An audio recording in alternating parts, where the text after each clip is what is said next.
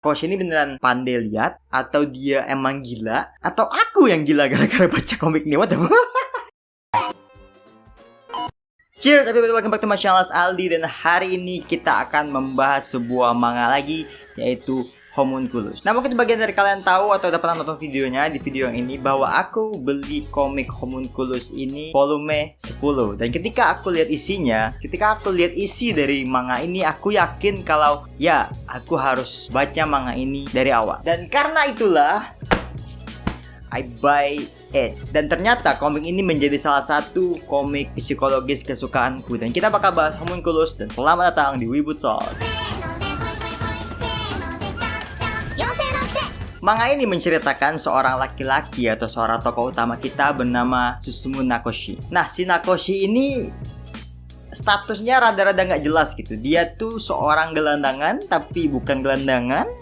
Sort of like that. Karena kehidupan Nakoshi ini berada di antara dua dunia, di antara yang kaya dan yang miskin. Karena literally dia juga berada di antara dua dunia itu. Karena dia tinggal di dalam sebuah mobil, di mana mobil itu terparkir di antara sebuah hotel mewah yang isinya tentu saja orang-orang kaya, orang-orang yang mampu, dan sebuah taman yang dimana di taman itu ada komunitas atau perkumpulan gelandangan atau orang-orang yang nggak punya rumah. Jadi Nakoshi tinggal di mobil di antaranya itu, di antara dua bangunan itu. Nah, identitas Nakoshi ini dari awal tuh nggak terlalu dijelaskan, nggak terlalu diungkap siapa dia, asalnya dari mana, kenapa dia tinggal di situ, dan segala macam itu nggak diungkap. Karena itu menjadi pembahasan yang menarik menuju ke akhir dari manganya. Awal ceritanya itu ya Nakoshi kayak biasa hidup sehari-hari bersama para gelandangan gitu kan. Dia minum, dia makan tiap hari, tapi dia nggak mau berbaur terlalu dekat sama para gelandangan itu. Kemudian satu hari Nakoshi ini didatangi oleh seorang mahasiswa kedokteran itu yang bernama Ito Manabu. Nah, si Ito ini menawarkan sejumlah uang pada Nakoshi sekitar berjumlah 700.000 yen gitu kepada Nakoshi untuk menjadi bahan percobaan atau menjadi subjek percobaan yang akan dilakukan oleh Manabu. Nah, percobaan yang akan dilakukan oleh Manabu ini disebut dengan trepanation, di mana trepanation ini real, ada di dunia nyata, ada dilakukan oleh praktik-praktik kesehatan di masa lampau di dunia kita, bahwa trepanation ini dilakukan dengan cara melakukan proses pelubangan atau melubangi tengkorak kepala manusia. Tengkorak dilubangin, terus diambil tulangnya gitu. Jadi dia lubangnya tuh nggak tembus sampai ke selaput otak, tapi cuman tulang aja dilubangin berapa 7 mili gitu, terus diambil, terus dijahit lagi gitu. Udah dibuat lubang aja gitu. Nah, katanya jika kita melakukan hal itu, otak kita ini akan mengeluarkan 100% kemampuannya. Karena menurut penelitian, menurut dia gitu, manusia tuh hanya mengeluarkan potensi beberapa persen aja gitu dari kemampuan aslinya. Jadi karena kalau kita bikin lubang, maka kita akan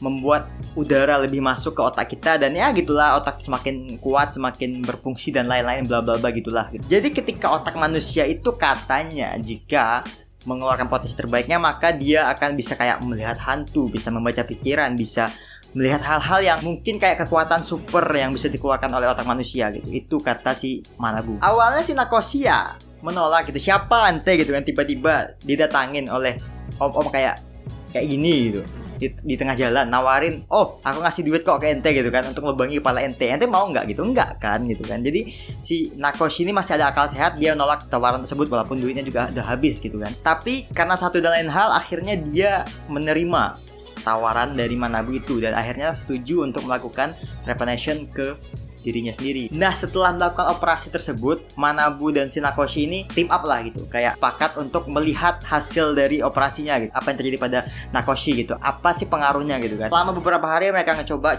nggak ada pengaruh yang spesifik gitu. Sampai suatu hari ketika Nakoshi sedang sendirian, dan secara nggak sengaja dia menutup mata kanannya dan melihat dengan mata kirinya.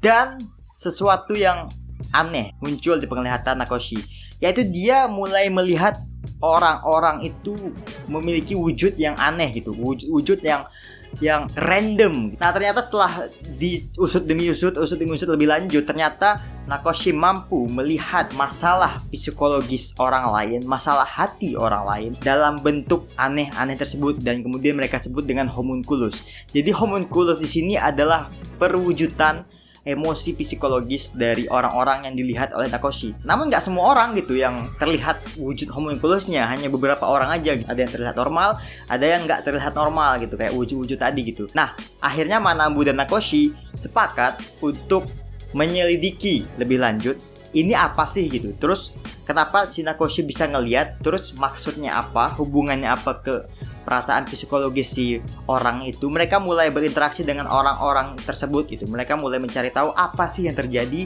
dan apa sih maksud dari penglihatan Nakoshi tersebut. Walaupun terkesan lambat, ceritanya itu menurutku pribadi itu sangat menarik. Panjang perjalanan manganya, Nakoshi itu menemukan hal-hal baru tentang dirinya sendiri. Terus dia mencoba melakukan interaksi dengan banyak homunculus, dengan orang-orang yang dia temui, mengungkap masalah apa yang terjadi dan menghubungkannya ke dirinya sendiri gitu. Bahwa semua percobaan, semua yang dia lihat itu semuanya kembali ke dirinya sendiri gitu. Apa yang terjadi pada dirinya, apa yang permasalahan yang ada pada dirinya, itu semua terungkap sepanjang perjalanan manganya. Itu tadi seperti aku bilang, identitasnya pun sedikit demi sedikit terkuak sepanjang perjalanan manganya. Dan itu menarik. Oke, cukup bahas cerita, kita bahas apa yang aku suka dari manga ini. Yang pertama itu alur ceritanya yang up and down, agak dinamis gitu. Karena di awal cerita kita nih nggak tahu nih Nakoshi ini siapa, terus ngapain dia hidup di situ gitu. Kita kita mendapat informasi soal Nakoshi ini dari cara dia hidup. Kenapa dia hidup di dalam mobil? Apa karena ada sesuatu yang berpengaruh ke masa lalunya, atau ya karena memang dia agak stres gitu kan? Kenapa dia hidup di lingkungan yang nggak biasa? Semakin akhir pengembangan diri, pengembangan karakter dari Nakoshi ini semakin berkembang ya, dan yang memang akhirnya membuat Nakoshi itu agak gitu. Itu yang aku suka gitu menurutku gitu, ketika kita tuh nggak pasti gitu, karakter utama itu nggak pasti baik atau benar, salah atau benarnya gitu kan. Tipe mangakanya mangaka yang nggak mau ngejelasin gitu, ente pikir sendirilah situ, mampus lah ente situ, kayak gitulah tipe-tipenya menurutku yang aku baca gitu. Yang kedua, manga ini genrenya psikologis dan membahas tentang psikologi manusia. Aku dapat beberapa pesan kehidupan ketika aku baca komik ini. Pembaca tuh dibawa masuk ke komiknya dan dibenturkan dengan pemahaman-pemahaman, dibenturkan dengan pemikiran-pemikiran dan fakta-fakta gitu. Nakoshi ini beneran pandai lihat, atau dia emang gila, atau aku yang gila gara-gara baca komik ini. What the fuck? Nakoshi ini selalu terlihat peduli dengan orang lain, namun kenyataannya dia cuma peduli dengan dirinya sendiri gitu. Dia hanya penasaran tentang dirinya sendiri gitu, karena dia juga agak kabur ingatannya tentang dirinya sendiri. Dan yang terakhir yang menurutku yang benar-benar bisa membungkus alur cerita dan sisi psikologis dari manga ini tentu aja adalah gambar yang ditawarkan atau gambar yang ada di manga ini. Ekspresi karakter yang sangat menarik, penggambaran yang detail dan ilustrasi-ilustrasi abstrak yang ada di manga ini menurutku itu sangat cocok untuk mengangkat sebuah cerita yang seperti cerita Homunculus ini. Aku bener-bener suka art style dari manga ini gitu. Jadi mungkin salah satu yang membuatku membaca manga ini walaupun ceritanya agak enggah-enggah gitu kan, itu karena gambarnya. Trust me, karena gambarnya gitu. Karena di awal cerita agak lambat dan lain-lain, tapi ya karena gambarnya bagus, setidaknya itu sedikit ngangkat. Dan ketika ceritanya semakin bagus, gambarnya juga semakin top. Tapi kayak aku bilang tadi, alurnya agak lambat, ceritanya kadang bolak-balik, ada puzzle di mana-mana gitu. Ilustrasinya juga kadang abstrak gitu. Tapi ya you know lah, I like that fucking stuff. Menurutku aku sangat suka manganya gitu. Jadi mungkin itu aja pembahasanku soal Homunculus. Dan jika kalian mau coba, bisa kalian beli komiknya. Beberapa ada di toko online. Kalau mau baca juga ya silahkan cari sendiri ya. Jadi itu aja. Klik like jika kalian suka, komen pendapat kalian di bawah, dan sampai jumpa di video selanjutnya. Jane.